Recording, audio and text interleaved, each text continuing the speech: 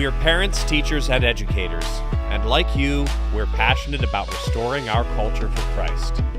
This is Veritas Vox, the voice of classical Christian education.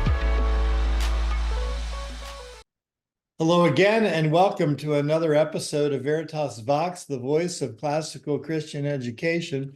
Today we have with us our 2024 valedictorian for Veritas Scholars Academy, our online school, Daniel Ekstrom. Daniel, welcome. Thank you for having me on. Well, it's nice to visit with you today. When this will air will be maybe a little different than the end of year gathering at which you will be speaking as the valedictorian.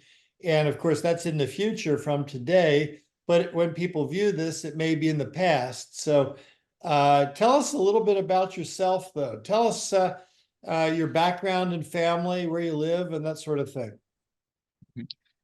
Yeah, I live in southeast Minnesota. We have a generational farm here. I come from a long line of farmers, at least 5 generations back on all sides. Wow. All in Minnesota? Not all in Minnesota, but in the general area, Dakotas, Wisconsin, all that. Okay. And sorry, I lost where I was, but well, you were talking about your family and the generational aspect. And I interrupted you with a wow because I was impressed with 5 generations of farming. Yep, at least or more than that. And they've been part-time farmers or full-time farmers. And the one farm I live on now I'm the 6th generation of that farm. My great-great-great-grandfather bought it from a contractor of the U.S. government in 1863. And the patent for the farm actually has the signature of Abraham Lincoln on it, as it happened during the Civil War.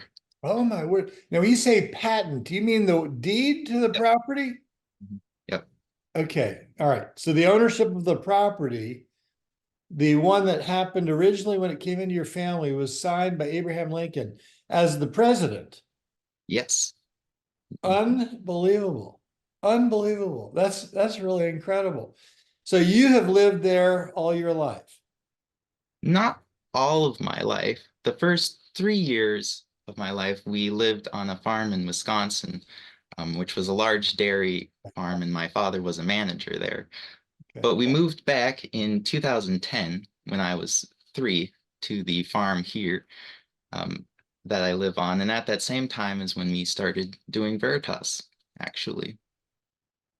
So you must have older siblings because you didn't start at the age of 3. Well, I actually did. Oh my goodness. Tell me about that. Yep. You see, when my family came back, my sister was 5. She's about a year and a half older than me. And my mother wanted to homeschool us. There's only really a public school in the area, as we live on a farm in the middle of nowhere, essentially. And she'd gone to that. I've never been to southeastern Minnesota, but I can only assume that to be the case. Yeah. And so she then decided she didn't want us to go to that public school that she went to. Okay. And so she looked around browsing for different homeschool materials, and she came across Veritas's, and she really enjoyed it. She liked what they offered. And so when she started homeschooling my sister using the Veritas curriculum, and I'm 3, I'm pretty good friends with my sister, and I came to the table with her every day to do our schoolwork. And my mom was like, yeah, it'll grow out of it eventually. It's kind of cute that he's doing, yeah, we'll go for it. But I never stopped coming to the table. And up through 6th grade, my sister and I did basically everything of school together until. So did you start, see, you're 3.5 years old. Did you start with the Phonics Museum? I believe so, yeah. Oh, that's great. We still have the box with the Phonics Museum. Yeah. Well, it's an app as well as a tangible goods product, a curriculum. That is hilarious. So you have one sister? I have a sister and a younger brother. Okay. And how old is your brother? He is 14 right now, and he just finished up 8th grade. Okay. So he's 4 years behind you, and your sister's 2 years older than you. But did she graduate before you Yep, she graduated last year. last year? Okay. Very good. Very good. So you said that some of your family are full-time and some are part-time farmers. Which is it for your father? My father is a full-time farmer. Okay. And what I don't know much about agriculture. My mother's father was a farmer in Iowa, a small farm. I remember going there. You'll get a kick out of this. I'm 67 right now, and when I was a young boy and we would visit, I had to get used to an outhouse. There Oh, was no indoor plumbing. mhm. It was pretty funny. So I know a little bit about farms, and he kind of had a little bit of everything, some crops and some animals, dairy, some hogs. What's the focus of the farm that you all have? Mhm. And yeah, in the 60s, we would have had more things. We had the hogs and chickens and cattle. But after the 60s and into the 70s, a lot of farms began to specialize Sure. and also specialized. And we specialized in the Angus cattle that we have. We have black Angus cattle, and the herd was started in 1898 by my Wow. great great grandfather. And now, not really ever publicized this at Veritas, but it is the oldest continuous registered herd of black Angus cattle in America. Really? Mhm. That's incredible. Now, I got to ask you a question because we're pretty careful about how we eat. What kind of pressure have you felt, and what do you all do with regard to grass-fed and non-GMO kinds of considerations? We've experienced a little bit of that, though not as much as other people, because what we do is we're a stock farm, which means that we raise our animals to sell them to other farms to improve their genetics. So we work on the genetics, we analyze the numbers of our cattle, and we try to make the best breeding stock for other people to use. So we don't do so much of the direct meat to consumer, but it's a little that we've worked with here and there. And yeah, grass-raised beef is nice. A lot of people don't care so much about it. Most people aren't going to pay the premium that comes with it. It And is a premium, isn't it? Yeah. but there is still demand for beef and demand for the all the different types of beef, whether raised conventionally or not. Yeah. Well, so you have lived now. Tell me a little bit about how you, as now finishing up high school, what involvements have you had in the family farm in recent years? I have helped a lot more with our harvests and driving the big tractors. I work cattle. Uh, I with the hay. I've planted hay. I've cut hay. I've raked hay. Everything to do with hay, and I've helped some with the corn as well. I'm just a general management hand to help my father out with his work. Are there other people? Do you employ people outside the family as well? Every so often, but only on certain days when we're working the cattle, like vaccinating them, sorting them, weaning them, etc. Okay. What will he do when you go off to college? Employ my brother to do my So he gets a promotion into your job, and then who fills in? I'm sure he's doing work too. So who fills in for him? In the winter, there's not so much work to be done, mostly just feeding the cattle and making sure that they survive still. And then I'll be back in the summer to help with Okay. the harvest with the corn. Okay. Very good. What's your sister up to now? She is a student at Hillsdale. She'll be a rising sophomore this year now, and she is a violin performance major. Wow. Do you know what her plans are when she finishes college? Her biggest plan is to become a stay-at-home mother and to also homeschool her children, like our mother. That's great. That's great. So tell us a little bit about, well, let me see what order I want to take this in. You've become the valedictorian. Of course, that's something that you probably only learned in the last few months. Was it something that you aspired to for a long time? Yeah, I knew it was a possibility, and it was something I thought, if this happens, it'd be pretty great. It would be a big honor for it to happen. And I was in the program to be lined up for valedictorian, but it wasn't something I was specifically aiming for throughout Okay. my high school career. As your high school career unfolded, then what were the things that motivated you to take uh, the courses for a diploma, uh, to stay not only on track but really to excel at it? Mhm. I I was set up on the track to be in the highest honors track, which is the Okay. track to valedictorian and Okay. saluted. Let me just ask you to pause there for a second. We have 4 levels of diplomas at Veritas, as you know, but not everybody listening does. The standard level and then an associate level, which is intended for people who need some flexibility because of schedules and that sort of thing. Then we have an honors track, which people can choose to do, or they can choose for their children to do. And then highest honors is by invitation only because it's quite rigorous, and we want to make sure that we don't set up a student in it that, or allow a student in it that won't be able to succeed at it. But you were invited. When were you invited into the highest honors track? I think in eighth grade. I think Okay, very good.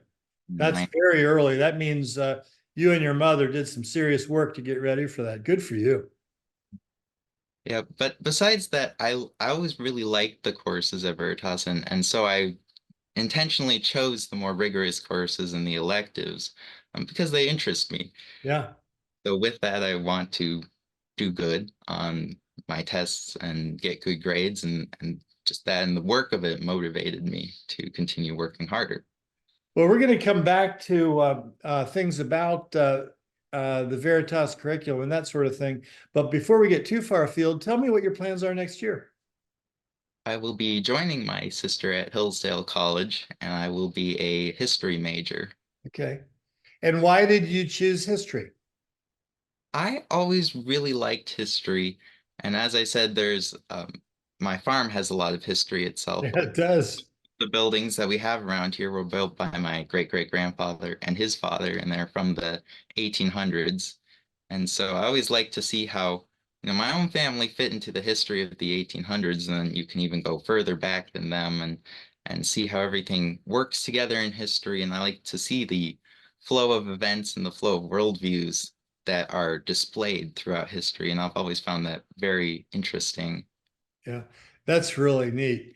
I'm still stuck on the idea that Abe Lincoln was involved in the transaction when your family bought the farm. Really incredible. So you're going to study history at Hillsdale, and what plans do you have after that? We'll see what career services tells me. I'm planning on coming back to the farm part-time to Okay. work. There's not the same amount of money that's in farming as there used to be in the past. And so to be able to farm, essentially, you're going to need to have an outside source of income coming in. And so that's why I'm going into history, is to get another job that I'll be able to use. But what that other job is, I don't know. Not Well, sure. if you live in a remote area like you've described the area, and when I think of remote, I think of towns that are less than 10,000 people and that sort of thing. Is that typical of where you live? Yep, the nearest town is a little over 700 people. Oh, my. How far do you have to go to get to a town of, say, 25,000? About an hour's drive. So Wow. Yeah. That's incredible. These are, many people really have little appreciation for a lifestyle like that. It's fascinating to visit and come to understand it a bit. It's been a long time since I have spent much time in rural America, but I remember it fondly, and it sounds to me like it's something that you don't want to leave. no, I don't want to leave, and I don't want to take my kids, if I have any in the future, off the farm either. Yeah. But being able to work remotely, whatever that might be, with a degree in history, will be a possibility today like it wasn't 10 years ago. It gives a lot more flexibility. Are those things that have entered into your thinking? Right, yeah. And of course, I go to an online school, so I know about how remote jobs work. And there's a lot of now, especially after COVID happened a few years ago, there's a greater appreciation and supply of remote jobs and online Right. jobs. Yeah. Yeah, that's right. Yeah, that's wonderful. So, farming remains a part of your foreseeable future, in addition to something that remains unknown yet. Have you considered graduate school or anything like that, or is that a little too far out to think about it? Yeah, all I've thought about graduate school is that one day it might be fun. You know, Dr. Daniel, sound pretty cool. So That's great. That's great. So tell me, now you were 3 years old at the time, but tell me what attracted your family to Veritas.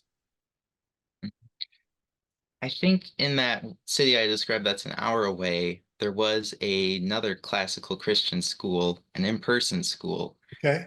and that was a little too far away for us to go to, but That would be a long drive. mom really liked the curriculum that was in that, right? They had Saxon math, maybe even omnibus. I'm not sure, but a lot of the same classes that she saw and the same materials that that's one school had were the same that Veritas had. And I think she would have gotten to know Veritas at a homeschool convention that she went to probably. Okay. Just thought it was the most solid curriculum that she wanted to be using for us. As you have uh, progressed through, what observations do you make from the insider perspective as a student? What do you observe about Veritas? Do you have a frame of reference to compare it to other things? Or are you so immersed in it without observation of things outside it that that's an unfair question? Well, I don't have the most solid frame of reference, for putting it that way. But I've noticed what the point of the curriculum is and why the textbooks and the way everything's taught is chosen. And the reason I've seen, I really like this aspect about classical Christian education, is that the books that have been used and the different studies that have been made is that we want to foster an environment where the students will be able to pull from a large variety of subjects and large variety of studies, right? So Veritas doesn't teach math for the sake of you to do equations, and we don't teach science for the sake of you to repeat facts to us. And this is especially evident in the great books course and then omnibus courses, Yeah. where you analyze a large variety of skills and a large variety of topics and then put them together so that you're not trained to do things, but you're trained how to use the knowledge and wisdom that you've been given in order to make complex decisions and to appreciate things after you leave high school. Oh, I love hearing that. That gets me up in the morning, Daniel. That's what keeps me going. Thank you. What would you, as you look at your experience at Veritas, tell us about some of your most memorable events. What is it that made you continue? You've had a very consistent experience from beginning to end with Veritas, and we've often said, and maybe you can comment on this. This might be a little bit easier question, but do keep in mind the broader question. But one of the things that we hear a lot is, can students really do that kind of work? Can they read that in 7th grade? Are they ready for algebra in 7th grade? Can they really do that kind of logic work and that sort of thing? And my answer is always the same, that a student coming up in our system has no problem because they've been set up for that. But many other systems don't have the same pace, the same expectation of the students, the same academic rigor. And so gaps have to be overcome.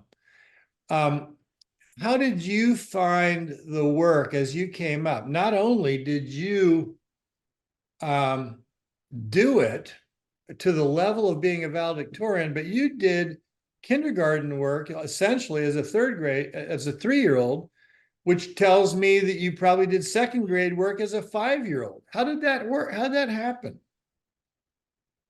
Oh, that is a good question.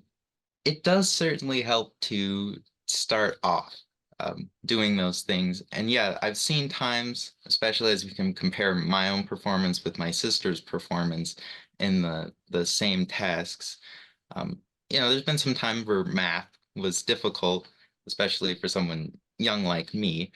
Uh, but yeah, having that foundation and doing complicated things earlier, and to a greater degree, that has definitely helped. Um, and now, do you mind repeating the broader question as well?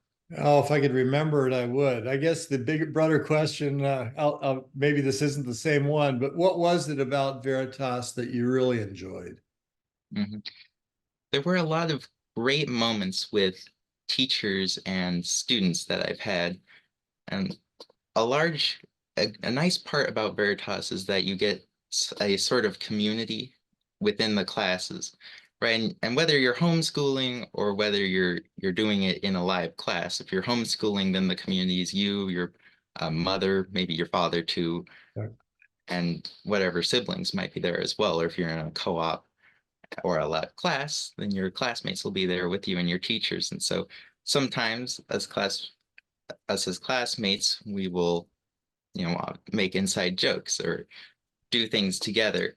One way I liked it a lot was in Greek, where my Greek teacher sorted us off into teams for the year. And so whenever we got into breakout rooms to work on translating a passage or something like that, we would always be with the same 4 kids. And that really gave us a great sense of community. And we made a lot of inside jokes and had fun actually working with the material that we had and engaging with it. And that also helped our comprehension of it go up. Yeah. Um, I'm going to go out on a limb here. I'm curious. What percentage of your good friends would you say are people that live somewhere else because you got to know them online in your classes? Say probably about 90. Most of the people I know are at Veritas. 90% of your good friends are Veritas students who obviously live somewhere else, maybe with the exception of your sister and brother. Well, and part of that I should say is because this is a farming community, most people are elderly, in their And 60s, 70s, and 80s. So there's not a lot of young people here any. and I understand that, and that's fair. But what it addresses is the question that people many times ask, can you really have community online? How would you answer them? Well, for sure you can have community online, and I've gone several times to visit my friends. Say last time was in Missouri. I went down to Missouri, a decent trek from Minnesota, to visit some of my friends. And we even, while I was there, started to work on the stock market game, and we've been trading stocks together. But yeah, it's definitely possible, and there's lots of ways for you to interact with the people you know. Whether you go on mic to answer questions or are putting comments in the chat box. Lots of ways for you to get to know people, and that is definitely a myth. You get to know people very well at Veritas. Yeah, I've observed it. It's just, it bears repeating because it's not intuitive to people that haven't experienced it. So thank you for reinforcing that. Tell us about the value of a biblical worldview permeating all of the education. Mhm. The biblical worldview is very permeated, as you said, it's everywhere. We even consecrate our classes to God by praying at the beginning and often the end of class as well.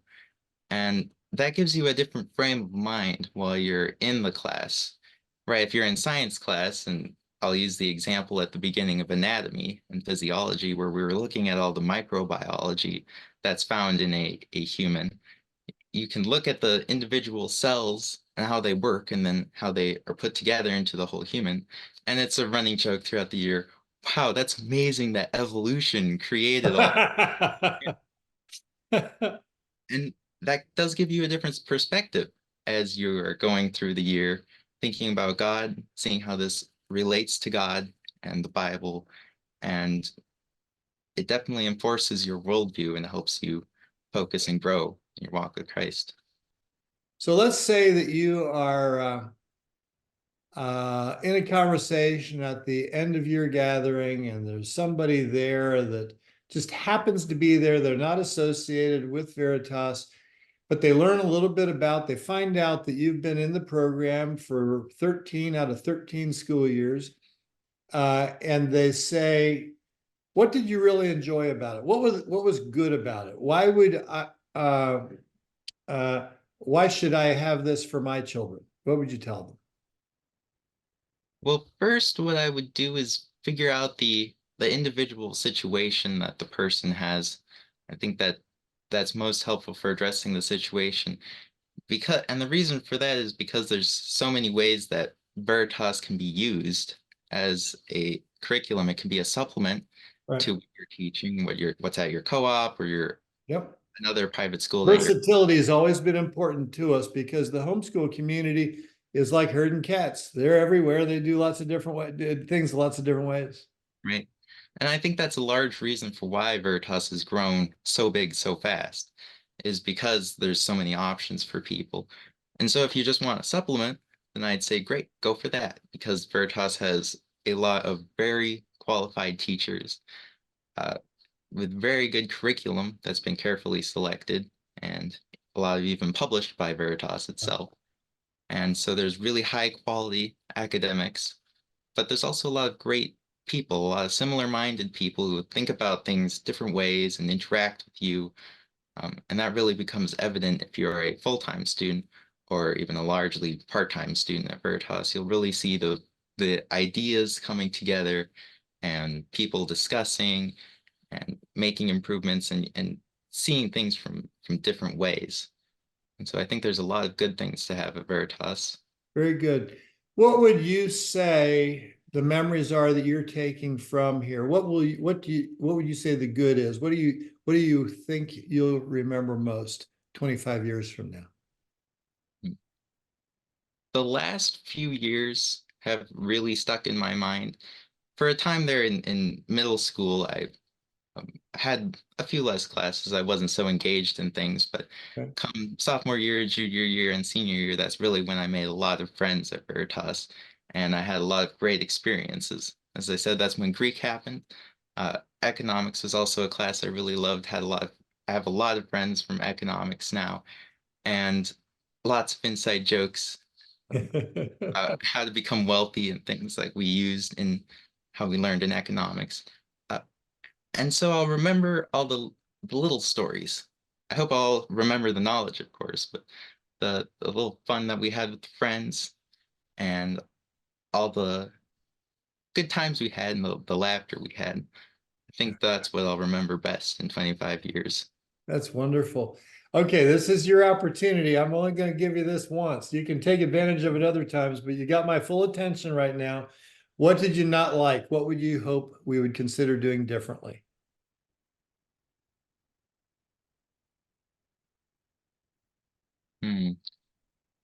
There comes to mind a few specific classes that I thought things were a little awkward, but those are specifics. What would I say different in general? In general, I think Veritas is really good, and it's only the specific classes. Maybe you have a teacher that's a little harsh, or someone that isn't so great with the material. Maybe a class that's not so advanced, as a little basic.